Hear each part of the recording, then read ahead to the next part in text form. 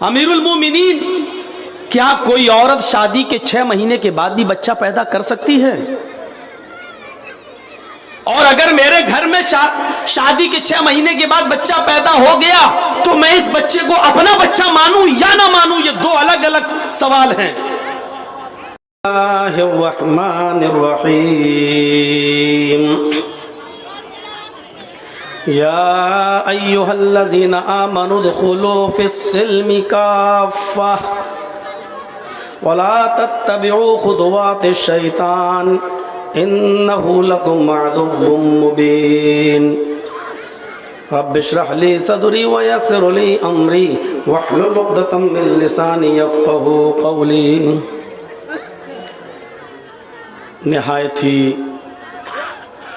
مؤقر استاذ الاساتذہ فضیلت الشیخ مولانا مزمل الحق المدنی حفظہ اللہ بار بار اس اجلاس کے لیے ہم پر رابطہ کرنے والی اور اس علاقے کی ایک عظیم شخصیت فضیلت الشیخ مولانا موتی الرحمن صاحب المدنی حفظہ اللہ اور ان کے علاوہ اسٹیج پر بیٹھے ہوئے دیگر مؤقر و معزز علماء کرام، معزز سامعین حضرات، اسلامی خواتین ماں اور بہنوں، قوم و ملت کے لائق ور نوجوانوں، مستقبل کے ہونہار عزیز بچوں، دن کا یہ پروگرام تھا اور آپ اس پروگرام کو کافی دیر سے سن رہے ہیں اور اب یہ اپنی آخری کڑی کی طرف رواں اور دواں ہے۔ اللہ رب العالمین آپ کے اس اجلاس کو جس مقصد کے تحت آپ نے یہ رکھا ہے اس مقصد میں آپ کو کامیابی عطا فرمائے اور اس اجلاس کو کامیابی سے ہمکنار فرمائے۔ میں نے قرآن کریم کی بہت ہی ایک چھوٹی سی آیت آپ کے سامنے تلاوت کی ہے جس میں اللہ رب العالمین نے مومنوں کو حکم دیا ہے کہ یا ایہا الذین آمنوا ادخلوا فی السلم کافہ، اے ایمانوں والو تم اسلام کے اندر پورے کے پورے داخل ہو جاؤ۔ ہمیں اللہ رب العالمین کا اس بات پر شکر ادا کرنا چاہیے کہ اس نے ہمیں اور آپ کو مسلمان بنایا۔ ہمیں اس بات پر خوشی کا اظہار کرنا چاہیے کہ اس نے ہمیں اور آپ کو اسلام کی دولت سے مالا مال کیا۔ ہمیں اس بات پر اور اپنی اس تقدیر پر خوش ہونا چاہیے کہ اللہ رب العالمین نے ہمیں اور آپ کو قرآن کریم جیسی ایک مقدس کتاب عطا فرمائی۔ یہ اسلام جو ایک بڑی عظیم نعمت ہے اور جس اسلام کو بار بار اللہ رب العالمین نے کہا کہ ہم نے اس کو پسند کیا ہے، یہی ہمارا پسندیدہ دین ہے۔ آپ قرآن پڑھیے تو آپ کو پتہ چلے گا کہ اللہ نے اس اسلام کے بارے میں کہا کہ ان الدین عند اللہ الاسلام، اللہ کی درشٹی میں، اللہ کی نظر میں اسلام پسندیدہ مذہب ہے۔ اسلام سے زیادہ بہتر اور اسلام سے زیادہ مقبول کوئی دین اللہ رب العالمین کی نظر میں نہیں ہے۔ عند اللہ الاسلام، اللہ کے نزدیک اسلام ہی بہتر مذہب ہے۔ اور ایک دوسری جگہ اللہ رب العالمین نے فرمایا وَمَن يَبْتَغِ غَيْرَ الْإِسْلَامِ دِينًا فَلَن يُقْبَلَ مِنْهُ، اگر اسلام کو چھوڑ کر کوئی دوسرا دین تم تلاش کرو گے، اسلام کو چھوڑ کر کوئی دوسرا راستہ اگر تم تلاش کرو گے، اسلام کو چھوڑ کر اگر کوئی دوسرا دھرم تم تلاش کرو گے، فَلَن يُقْبَلَ مِنْهُ، تو اللہ رب العالمین فرماتا ہے کہ ہم تمہارے اس دین کو قبول نہیں کریں گے۔ کیوں؟ اسلام کے اندر وہ کیا خوبیاں ہیں، کیا خصوصیات ہیں جس کی وجہ سے اللہ نے کہا اسلام کو چھوڑ کر اگر کوئی دوسرا دین تلاش کرو گے تو وہ قبول نہیں کیا جائے گا۔ اسلام آج لوگوں نے اس کی اصلی شکل کو مسخ کر دیا ہے۔ آج ہم اتنے فرقوں میں اور اتنے ٹکڑوں میں بٹ گئے ہیں کہ آج پتہ نہیں چلتا ہے کہ اصلی اسلام کیا ہے اور نقلی اسلام کیا ہے۔ ہر آدمی جو اپنے آپ کو مسلمان کہتا ہے آج اس کا یہ دعویٰ ہے کہ ہم جو کر رہے ہیں وہی اصلی اسلام ہے۔ اس کی ایک پہچان بتائی ہے امام کائنات نے محمد رسول اللہ نے۔ الیوم اکملت لکم دینکم واتممت علیکم نعمتی ورضیت لکم الاسلام دینا۔ دنیا میں بہت سے لوگ آئیں گے اور ہر شخص یہ کہے گا کہ میرے پاس جو ہے وہی اسلام ہے۔ دنیا میں بہت سے فرقے والے طبقوں میں بٹے ہوئے لوگ ملیں گے، وہ یہی کہیں گے ہم جو عمل کر رہے ہیں وہی اسلام ہے۔ سنو، اللہ کون سے اسلام سے راضی اور کون سے اسلام سے خوش ہوا ہے؟ آج میں نے تمہارے لیے تمہارے دین کو مکمل کر دیا۔ الیوم اکملت لکم دینکم، آج میں نے تمہارے لیے تمہارے دین کو مکمل کر دیا۔ واتممت علیکم نعمتی، اور اپنی نعمتوں کا اتمام کر دیا، اپنی نعمتیں ہم نے پوری کر دی۔ ورضیت لکم الاسلام دینا، اور میں تمہارے اس دین اسلام سے راضی اور خوش ہو گیا۔ اللہ نے یہ بات محمد رسول اللہ سے کہی، آج میں نے تمہارے لیے تمہارے دین کو مکمل کر دیا۔ جو دین نبی پر مکمل ہوا تھا اس دین سے اللہ راضی ہے۔ ایک بات یاد رکھیے گا، جو چیز نبی نے ہمیں نہیں دی، جو چیز نبی کے بعد صحابہ نے ہمیں نہیں دی، جو چیز قرآن میں ہمیں نہیں بتائی گئی، معاف کیجئے گا وہ اسلام کا حصہ نہیں ہو سکتی ہے، چاہے آپ کتنا اچھا کام کر لیں۔ مغرب کی رکعتیں 3 ہیں فرض، اللہ کے رسول نے ہمیں 3 دی ہیں۔ اب کوئی آدمی 4 پڑھ لے، 5 پڑھے، 6 پڑھے اور یہ کہے کہ ہم اچھا کام ہی تو کر رہے ہیں، ہم نمازی تو پڑھ رہے ہیں، کوئی غلط کام تو نہیں کر رہے ہیں، لیکن اگر وہ اس نے 3 کے علاوہ 4 پڑھی یا 5 پڑھی تو گناہگار ہوگا، کیونکہ اسلام وہ پسند ہے، اللہ اس اسلام سے راضی ہے جو مکمل کیا ہے۔ آج میں نے تمہارے لیے تمہارے دین کو مکمل کر دیا ہے۔ محمد رسول اللہ نے جو دین تمہیں دیا ہے اس دین کو ہم نے تمہارے اوپر مکمل کر دیا ہے۔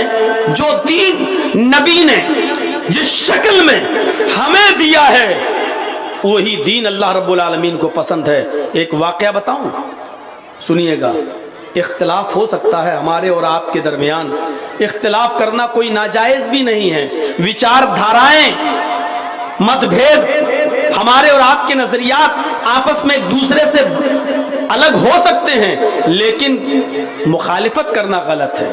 ہماری بات یہ ہے، آپ کی بات یہ ہے، ہماری تحقیق یہ ہے، آپ کی تحقیق یہ ہے، اس میں اختلاف ہو سکتا ہے۔ آپ کے پاس یہ دلائل، ہمارے پاس یہ دلائل، اس میں اختلاف ہو سکتا ہے، لیکن مخالفت نہیں ہونی چاہیے کہ میں ہی صحیح ہوں تم غلط ہو، یہ نہیں ہونا چاہیے، اور یہ چیز غلط ہے۔ شاید آپ کو معلوم ہوگا حضرت عثمان غنی کے زمانے میں ایک صحابی حضرت عثمان کے پاس آئے۔ ذرا غور سے سنیے گا اس واقعے کو، ہماری ماں بہنیں بھی اس واقعے کو سنیں، ان کے مطلب کا یہ واقعہ ہے، بہت زبردست ان کو اس سے ایک علمی فائدہ ہوگا۔ ذرا غور کیجئے، حضرت عثمان کے پاس ایک صحابی آتے ہیں اور کہتے ہیں کہ امیر المومنین، میری شادی کو ابھی 6 مہینہ ہوا ہے، میری شادی کو ابھی 6 مہینہ ہوا ہے۔ آپ لوگ بیٹھ جائیے، آج تو اتنی بھیڑ بھی نہیں ہے کہ آپ لوگ کھڑے ہو کے دوسروں کو ڈسٹرب کر رہے ہیں، پیچھے سے آوازیں آ رہی ہیں، بیٹھ جائیے۔ جہاں 40 50 60 ہزار ہوں تو وہاں کنٹرول سے باہر ہوتے ہیں، آپ تو اتنے ہیں بھی نہیں، بیٹھ جائیے۔ اے امیر المومنین، سنیے ذرا اس واقعے کو، میری شادی کو ابھی 6 ہی مہینہ ہوا ہے اور میری بیوی نے 6 مہینے کے بعد ایک بچے کو پیدا کیا ہے۔ سمجھدار لوگ ہیں آپ، اچھی طریقے سے سمجھ رہے ہوں گے اس صحابی کے پوچھنے کا مقصد کیا ہے۔ امیر المومنین، کیا کوئی عورت شادی کے 6 مہینے کے بعد بھی بچہ پیدا کر سکتی ہے؟ اور اگر میرے گھر میں شادی کے 6 مہینے کے بعد بچہ پیدا ہو گیا تو میں اس بچے کو اپنا بچہ مانوں یا نہ مانوں؟ یہ 2 الگ الگ سوال ہیں۔ کیا عورت شادی کے 6 مہینے کے بعد بچہ پیدا کر سکتی ہے؟ حضرت عثمان غنی نے فرمایا بالکل نہیں، کہا امیرُ المومنین لیکن میرے گھر میں شادی کے 6 مہینے کے بعد بچہ پیدا ہوا ہے، اس بچے کو میں کیا درجہ دوں، اپنا بچہ یا وہ ناجائز بچہ؟ تو حضرت عثمان غنی کیا کہتے ہیں؟ وہ بچہ ناجائز ہے، غلط ہے، اس لیے کہ شادی کے 9 مہینے کے بعد بچہ پیدا ہونا چاہیے کم سے کم۔ پیٹ میں اس کی 9 مہینے کا بچہ، 6 مہینے کا بچہ کیسے پیدا ہو سکتا ہے؟ یہ تو غلط ہے۔ اتفاق دیکھیے، اتفاق دیکھیے، حافظ احمد ابن حجر الاسقلانی رحمت اللہ علیہ لکھتے ہیں کہ یہ جمعرات کا دن تھا، فتح الباری میں یہ جمعرات کا دن تھا، اور اس آدمی نے یہ سوال کیا، حضرت عثمان غنی نے کہا نہیں تمہاری بیوی بدچلن ہے، اس کا مطلب یہ کہ شادی سے پہلے اس نے کہیں ناجائز تعلق قائم کیا تھا۔ اور صبح ہوتے ہی ہوئے جب جمعہ کا دن آیا تو جمعے کے دن حضرت عثمان غنی نے خطبہ دیا جمعہ کا، اور اس خطبے کے اندر اس صحابی کو جو سامنے بیٹھے تھے فرمایا کہ تمہاری بیوی بدچلن ہے، اور اگلے جمعے کو، نیکسٹ آنے والے جمعے کو تمہاری بیوی کو پتھروں سے مار مار کے سنسار کیا جائے گا، زناکار عورت کو سینے کے برابر گاڑ گاڑ کر زمین پر پتھروں سے مار مار کے اس کو ختم کر دیا جائے گا، کیونکہ تمہاری بیوی نے 6 مہینے کے بعد 6 مہینے کے اندر بچہ پیدا کیا ہے۔ حضرت عثمان غنی رضی اللہ تعالیٰ عنہ جب منبر سے اترتے ہیں اور نماز ادا کرتے ہیں، نماز جمعہ پڑھاتے ہیں، اسی مسجد کے اندر حضرت علی بھی موجود ہیں۔ اب دیکھیے اختلاف، 2 صحابی کا اختلاف۔ حضرت علی رضی اللہ تعالیٰ عنہ اٹھتے ہیں اور سیدھے مصلی پر آتے ہیں اور کہتے ہیں لوگوں، امیر المومنین عثمان غنی کے پیچھے نماز پڑھنے والوں، ان کا خطبہ سننے والوں، تھوڑی دیر بیٹھے رہنا، جہاں تک حضرت عثمان غنی کا معاملہ ہے انہوں نے ایک غلط مسئلہ بیان کر دیا ہے، ایک مسئلے کو انہوں نے غلط طریقے سے بیان کر دیا ہے، یا تو ان کو پتہ نہیں تھا، لہٰذا ہم چاہتے ہیں کہ امیر المومنین سے کچھ اس سلسلے میں ڈسکس ہو جائے، تم بھی یہاں بیٹھو۔ سب لوگ بیٹھ گئے۔ حضرت عثمان نے ایک شخص کو یہ حکم دیا کہ اس کی بیوی کو اگلے جمعے میں لایا جائے گا اور اس کو قتل کر دیا جائے گا، پتھروں سے مارا جائے گا، کیونکہ 6 مہینے میں اگر بچہ پیدا کر رہی ہے تو اس کا مطلب وہ پہلے سے گڑبڑ ہے، اس سے زنا کا صدور ہوا ہے۔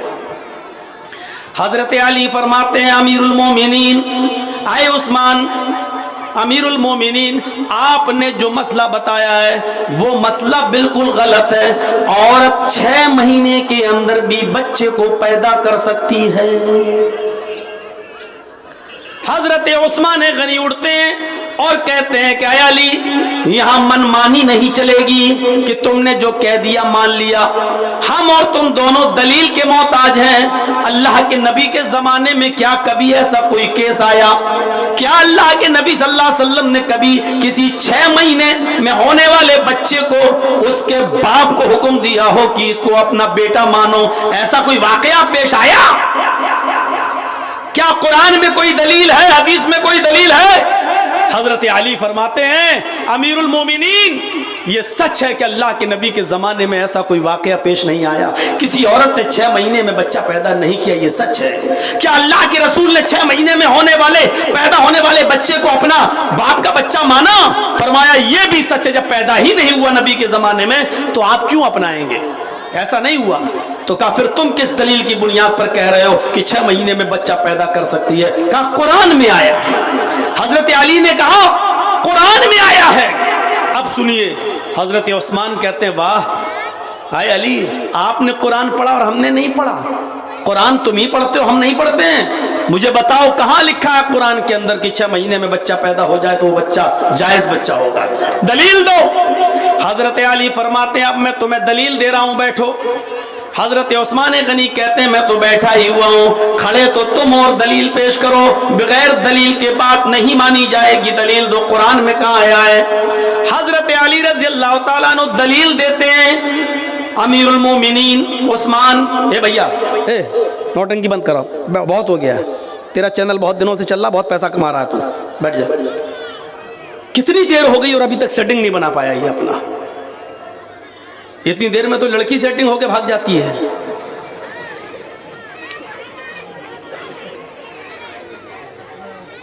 حضرت علی دلیل دے رہے ہیں، امیر المومنین سنیے، वलवालिदातु युरज़िअन औलादहुन्न हौलैनि कामिलैन। दलील पर जरा नजर डाली, हजरत अली ने क्या दलील दी। अमीरुल मोमिनीन कुरान कह रहा है कि मां अपने बच्चे को दूध पिलाए 2 साल, हौलैनि कामिलैन, मुकम्मल 2 साल तक दूध पिलाएं। माएं जब उनके पेट से बच्चा पैदा हो तो वो अपने बच्चे को कितना दूध पिलाएं, हौलैनि कामिलैन, मुकम्मल 2 साल तक वो अपने बच्चे को दूध पिलाएं। यानी 2 साल कंप्लीट दूध पिला सकती हैं, 2 साल से 1 दिन ज्यादा नहीं, 1 दिन कम नहीं, 2 साल तक वो दूध पिला सकती हैं, 2 साल से ज्यादा नहीं। 2 साल से पहले तो छुड़ा सकती हैं दूध, लेकिन 2 साल से 1 भी दिन ज्यादा नहीं पिला सकती हैं। हजरत उस्मान हंसते हैं, कहते हैं अली क्या मुझे बेवकूफ समझ रखा है? ये तो दूध पिलाने की मुद्दत बता रहे हो तुम कि 2 साल तक दूध piलाएं। हमें दलील ये चाहिए कि औरत जब उसके पेट से 6 महीने के बाद बच्चा पैदा हो तो वो जायज है।